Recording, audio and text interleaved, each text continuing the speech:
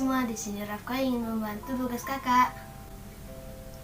Nah, pada kesempatan kali ini saya akan membuat video pembelajaran tentang rancangan pembelajaran yang sudah saya buat sebagai nilai UTS, dan video ini sebagai pemenuhan nilai UAS. Adapun materi pembahasan kita pada kali ini yaitu ciri-ciri dan manfaat kenampakan alam serta ciri-ciri sosial dan budaya setempat. Nah, perlu teman-teman ketahui, model pembelajaran yang saya gunakan adalah model pembelajaran inquiry based learning dengan media pembelajaran yaitu berbasis web atau internet, gambar bergerak, multimedia, dan media cetak. Nah, adapun tahap-tahap belajarnya yaitu tahap pertama yaitu membaca dan menonton bahan ajar 1 hari sebelum kelas dimulai. Jadi keponakan saya ini udah saya kasih bahan belajar 1 hari sebelum perekaman video ini. Jadi adapun bahan-bahan atau alat-alat yang saya gunakan yaitu laptop dan HP. Nah, di sini anak-anak udah saya kirimkan e-booknya, habis itu link video pembelajaran dan lain sebagainya. Tahap kedua yaitu berdoa. Nah, tahap ini sudah dilakukan sebelum perekaman video ini.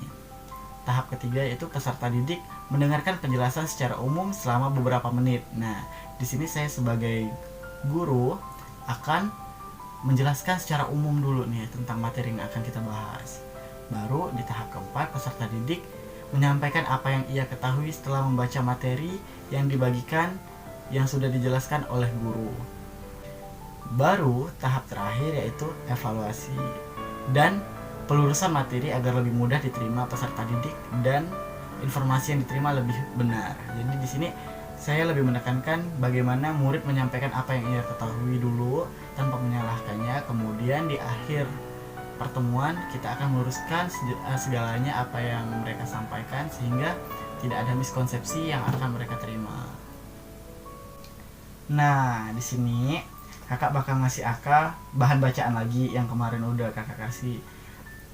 Kakak bakal nyuruh Aka baca dulu selama beberapa menit, nanti baru kita lakukan tanya jawab, oke?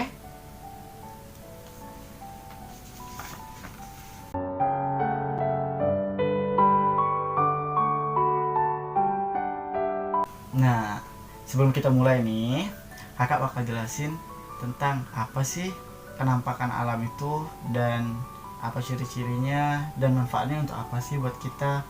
Nah, penampakan alam tuh penampakan yang bisa kita lihat secara langsung oleh mata maupun melalui gambar atau video. Nah, ciri-cirinya apa? Yang pertama, tidak dibuat oleh manusia. Habis itu, memiliki keindahan yang luar biasa. Memiliki ciri khas tersendiri, sudah ada sejak zaman dahulu. Contohnya apa? Seperti pegunungan, pantai, habis itu matahari, laut, dan lain sebagainya. Itu ciri-ciri kenampakan alam. Kalau kenampakan buatan itu seperti tempat wisata, misalnya kolam berenang, bandara, halte bus, halte kereta api, dan lain sebagainya. Karena di Kalimantan tidak ada halte kereta api atau stasiun kereta api, maka kita tidak perlu menyebutkannya.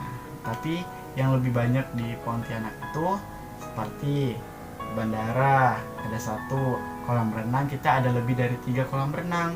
Habis itu kita punya jembatan, kita juga punya danau buatan seperti ada di Kuala Dua, itu tempat main kano.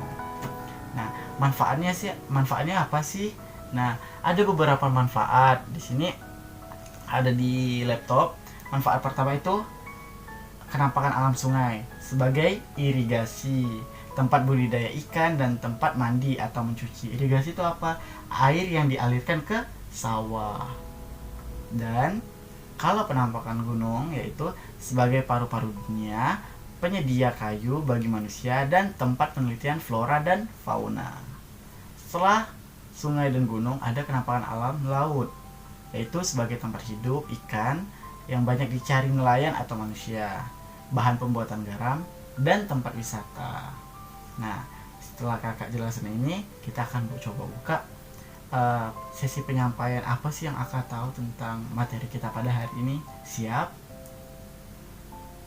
Siap enggak? Siap. Oke. Nah, setelah kakak jelasin tadi, Rafka bisa enggak sih jelasin ciri-ciri kenampakan alam. Coba sebutin. Contohnya, tidak dibuat oleh manusia, Nah, yang pertama. memiliki keindahan, Nah, lanjut. memiliki ciri khas, Benar, lanjut. dan sudah ada sejak dulu. Nah, pinter. Nah, setelah udah disebutkan ciri-cirinya tadi, Aka berarti udah paham ya tentang ciri-ciri alam. Nah, masalah selanjutnya itu Aka mampu ndak menunjukkan ciri-ciri sosial dan budaya di tempat tinggal kita? Bisa ndak? Bisa. Kakak jelasin dulu ya. Ciri-cirinya tuh kita kayak punya beda kultur, punya beda budaya, punya beda agama. Kayak agamanya tuh kayak ada Islam, Cina, Kristen, Buddha, Hindu, dan lain sebagainya. Dan sukunya tuh ada Cina, Dayak, Melayu, Madura, Jawa, Batak, Bugis, dan lain sebagainya. Nah, coba tunjukkan ciri-ciri sosial dan budaya di sekitar kita. Nah, coba Aka sebutin ciri-ciri sosial dan budaya di tempat kita tinggal ini. Bisa enggak? Bisa. Oke, coba sebutin. Di Pontianak terdapat suku yang tinggal di dalamnya seperti Melayu, Madura, Cina, Dayak, Bugis, dan Jawa. Benar. Lalu? Yang menjadi mayoritasnya hanyalah Melayu, Dayak, Cina. Nah, benar. Yang mayoritas ada di Kalimantan Barat, terkhususnya di Pontianak, itu ada 3 suku, yaitu Cina, Dayak, dan Melayu. Wah, berarti Rafka ini udah paham nih tentang apa yang ada di ciri-ciri sosial dan budaya di sekitar kita. Selanjutnya itu ada materi tentang apa sih namanya, keanekaragaman sosial di daerah kita. Keanekaragaman sosial jenis apa sih yang ada di daerah kita? Keanekaragaman sosialnya tuh contohnya kayak misalnya sosial tuh kayak saling gotong royong, habis itu saling bantu-membantu membangun tempat ibadah, habis itu saling toleransi, dan lain sebagainya. Nah, setelah kakak sampaikan tadi, Rafa bisa nggak sih sebutin keanekaragaman sosial di daerah kita? Bisa dong. Contohnya gotong royong, saling membantu, Benar. saling menghargai, Ya. saling toleransi. Nah, mantap. Nah, selanjutnya kakak akan coba jelasin keanekaragaman budaya di daerah kita nih. Terus apalagi kalau di daerah kita nih punya banyak suku ya. Yang tadi yang udah Kakak sebutkan ada Jawa, Cina, Dayak, Bugis, Melayu, dan lain sebagainya. Nah, kita sebutkan saja budaya dari 3 mayoritas, yaitu Cina, Dayak, Melayu. Nah, budayanya tuh yang seperti kayak cap gomeh, itu tuh main naga, main barongsai. Kalau suku Dayak itu ada namanya gawai Dayak. Nah, di situ tuh ada main ilmu kebal, tarian Dayak, dan lain sebagainya. Nah, sedangkan Melayu itu ada namanya budaya robo-robo, ada juga budaya makan saprahan, habis itu juga saling silaturahmi. Nah, coba Rafka sebutkan keanekaragaman budaya yang tadi udah kakak sampaikan. Bisa enggak? Bisa. Oke. Coba sebutin. Robo-robo, Iya. cap gomeh, Iya. gawe Dayak, Mantep. Sap Prahan. saprahan. Nah, berarti Rafka udah paham nih apa yang Rafka dengerin dari kakak sampaikan tadi. Nah, saatnya kita harus tahu tempat suku-suku bangsa yang ada di daerah kita ini, terutama mereka ibadah di mana dan melaksanakan budaya mereka tuh di mana.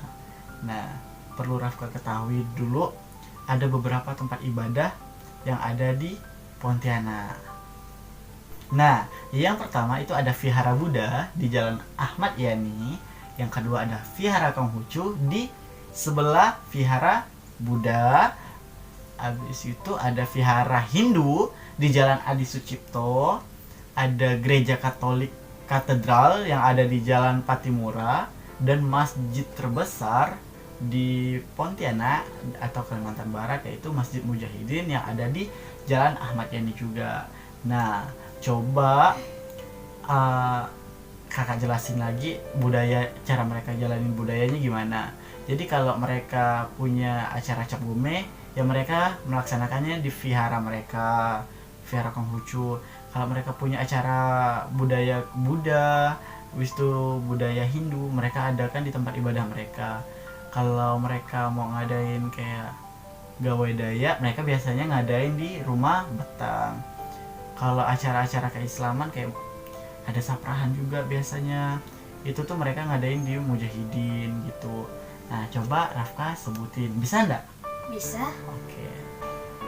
Yang pertama, Vihara Buddha di Jalan Ayani. Ya. Vihara Konghucu di jalan di sebelahnya Vihara Buddha. Berarti diayanin juga kan? Nah, lanjut. Gereja Katolik di Jalan Patimura. Ya, katedral. Lanjut. Masjid terbesar di Pontianak, Mujahidin di Jalan Ayani. Nah, kalau tempat agama Hindu di mana? Agama Hindu, coba pikir-pikir. Tadi kakak sampaikannya gimana? di Jalan Adi Sucipto. Nah, benar. Wah, berarti udah paham nih. Kalau mau ngadain gawai Dayak di mana? Di Rumah Batang. Rumah Radang. Kalau gawai Dayak di mana? Di Rumah Radang. Sedangkan kalau mau saprahan atau acara Islam di mana? Di Masjid Mujahidin. Lanjut, kalau acara keagamaan di tempat ibadahnya. Nah, setelah tadi Rafka jelasin, bisa nggak sih Rafka sebutin di mana sih mereka melaksanakan kebudayaan mereka? Bisa dong. Beberapa di rumah adat masing-masing dan beberapa di tempat ibadah masing-masing. Iya, benar. Nah, Rafka udah paham berarti ini tentang materinya. Selanjutnya kita coba bakal ngasih soal tes ya sama Rafka setelah video ini. Nanti Rafka coba jawab 5 soal dari kakak. Oke? Oke. Sekian dari kami. Dadah.